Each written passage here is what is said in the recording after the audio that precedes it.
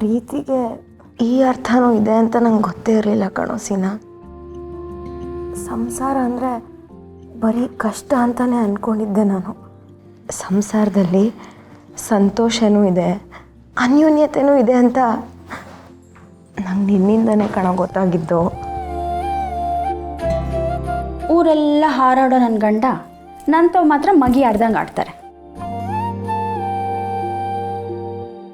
ನೀವು ಇದುವರೆಗೂ ನಂಗೆ ಕೊಡದೇ ಇರೋ ಪ್ರೀತಿನೆಲ್ಲ ಒಂದೇ ದಿನದಲ್ಲಿ ಅಷ್ಟು ತೋರಿಸ್ಬಿಟ್ಟಿಲ್ಲೋ ಸೀನಾ. ಆದರೂ ಇಷ್ಟೊಂದು ಇಷ್ಟ ಇದ್ದರೂ ಇಷ್ಟು ದಿನ ನನ್ನ ಎಷ್ಟು ದೂರ ಇಟ್ಟಿದ್ದೆ ಯಾಕೆ?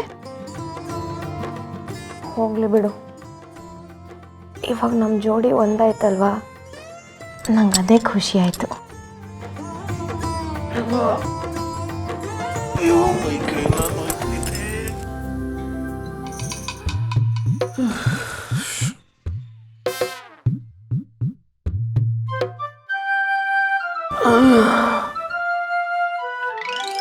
ಯವ್ವ, ಇವಳು ಯಾಕೆ ಹಿಂಗೆ ಮಕ ಮುಚ್ಕೊಂಡು ಕೂತ್ಕೊಂಡವಳೆ?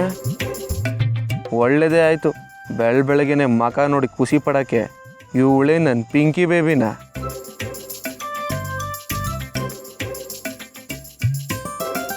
ಬಂದುಕಿಟ್ಕೊಂಡು ಕೂಗಾಡೋ ನಿಮಗೆ ಹೆಂಡತಿ ಪ್ರೀತಿನೂ ಬೇಕು ಅಂತ ಮತ್ತೆ ಗೊತ್ತಾಯ್ತು.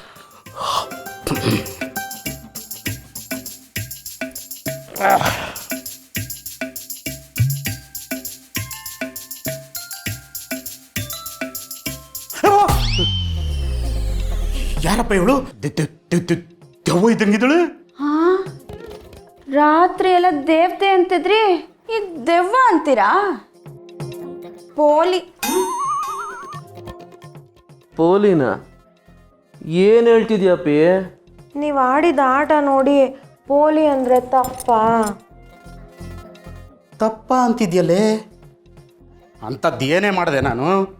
ಓಹೋ, ಏನ್ ಮಾಡಿದ್ದು ಗೊತ್ತೇ ಇಲ್ವೇನೋ ಪಾಪ. ಯಾವುದ್ರ ಬಗ್ಗೆ ಹೇಳ್ತಾವಳು ಇವಳು?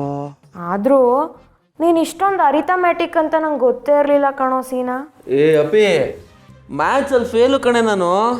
ಅಯ್ಯೋ ಅದಲ್ಲ, ಈ ರಸಿಕಾ ಅಂತ ಹೇಳ್ತಾ ಇದ್ದೀನಿ.